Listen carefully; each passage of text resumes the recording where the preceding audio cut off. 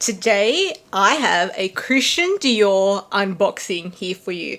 And you know what? I never thought I was going to buy this. This was never on my list. And let's see if it's even going to suit me, because it's a big gamble. This could really blow up in my face. So guys, if you know me and you know what I'm about, which is vintage designer handbags, I want you to take a guess in the comment section. What do you think is in this bag? And in today's video, I'll also be telling you the price I paid, where I got it from, and I'll be doing some mod shots as well. Let's just get straight into the unboxing.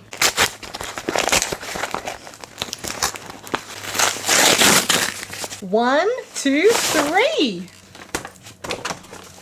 Big dust bag here. Can you guess what it is?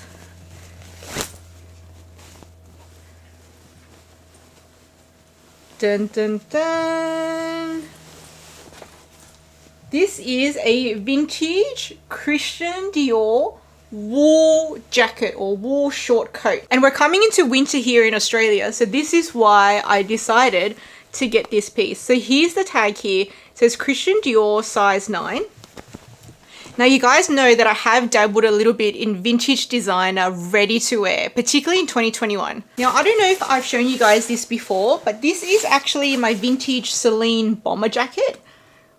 This I got from brand JFA, the Japanese seller on eBay, for about 250, was it US dollars or Australian dollar? I can't remember now. And what I love about it is it has detachable sleeves, so you can wear this bomber jacket as a vest. And it also has a hood which you can tuck into the collar, so you can pack the hood away if you want. So I thought that was a really versatile piece. And you guys saw me reveal this vintage Chanel autumn winter 1991 runway blazer. This is one of my best scores so far, and I got this for 400 US dollars or about 600 Australian dollars back in 2021. And I also got this Chanel wool set. Check out these gorgeous buttons. So it's the wool top and the matching pleated skirt, which I also got from brand JFA. And this was also in 2021. I think it cost me about 800 Australian dollars for the full set. So I haven't bought designer ready to wear for about 4 years, because it's 2025 now. Until I decided to impulse buy this. So let's take a look at the details. So you can see it is quite an old piece there. There's some yellowing on the label. It's size 9. Here are the gold buttons. It is a single breasted jacket. So there's 1, 2, 3, 4, 5 buttons. It has a pocket on each side. It has 2 buttons on each sleeve. What I loved about this jacket is it has all these darts here. So it really helps to accentuate the shape, because sometimes you can lose the shape and just look quite straight up and down in a coat. Now I have to say, this vintage Chanel blazer definitely feels much more substantial compared to this vintage Dior coat, and they're both wool. And the details are definitely more immaculate on the vintage Chanel. On the lining of the vintage Chanel, there's all CCs all over the lining. Now this is the lining on this Dior coat. It's just nothing, it's just plain lining. Now the tag is in all Japanese. I'm just gonna run Google Translate over it. It says outer material hair in Google Translate. I'm pretty sure it means it's wool, but if anyone can read Japanese, there it is there. So if anyone can read Japanese and let me know what that says, because Google Translate gave me a really weird translation just then. Okay guys, so I don't even know if this is going to fit. Honestly, it was just described as fits a size small, which is what I am. And then I measured, because the seller had the measurement from armpit to armpit, and I measured that against my Chanel jacket, and it was about the same. So I'm just guessing it's going to fit. So let's try it on. Is it going to fit? Okay, moment of truth guys. Is this going to fit? Is this actually going to match my body shape? 1, 2, 3. Okay. First, I just have to make sure it fits buttoned up.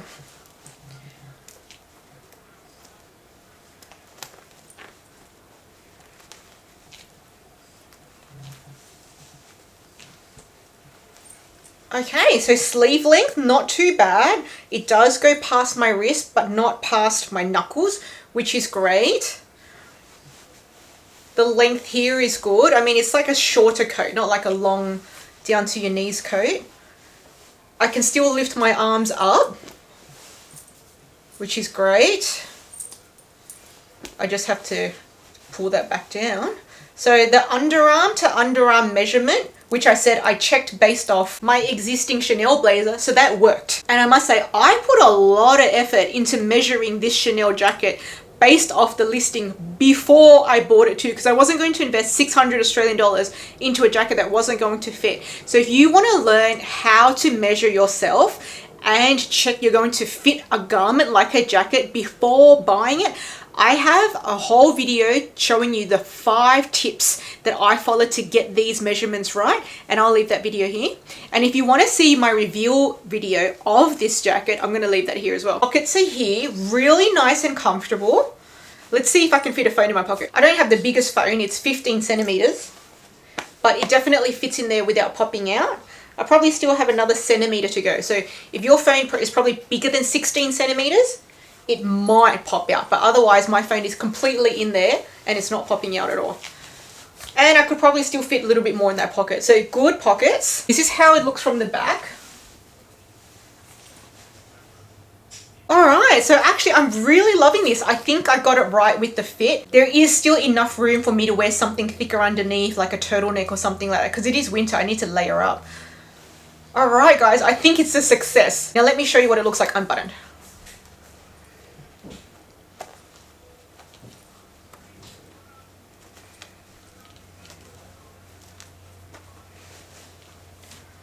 Okay guys, so what do you think about that? Do you think that looks better buttoned or unbuttoned? I mean, if it's cold, I'm going to button it up anyway, but usually I wear my jackets unbuttoned. I think they both look alright actually. I mean, when I get cold, I don't care about the way I look, I just care about comfort anyway. And if I'm just to drape it over my shoulders, then it just looks like that cape look. Okay guys, I'm going to call this one a success. Vintage designer bargain hunting success. Okay, so let me tell you how much I paid. So I bought this from an Australian reseller on eBay, and it was priced at $2.99 plus $18.95 shipping.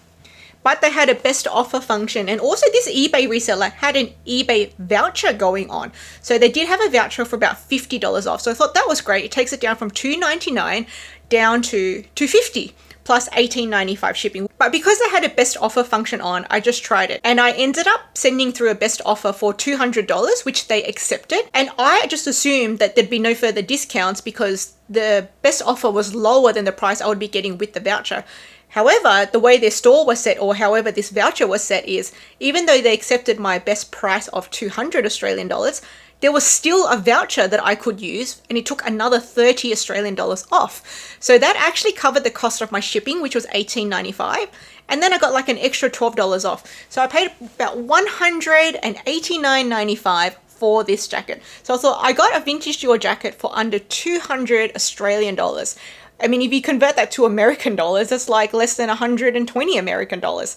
So I thought that was a really good price for a wool Christian Dior vintage piece that I can now wear in the winter we have. So guys, let me know what you think of this vintage Dior jacket. What do you think about the fit? Do you think it looks good on me? Do you think no, it was a mistake? And let me know what you think about the price. Do you think I got a good deal or a bad deal? Now, if you guys haven't already seen, I just unboxed a vintage Louis Vuitton bag that I've actually been waiting for like 5 years to buy, which I'll link here. And I also just unboxed what I consider to be my best vintage designer luxury alternative to the Hermes Birkin. And honestly, it has better qualities for me than the Birkin. And I'll leave that video here.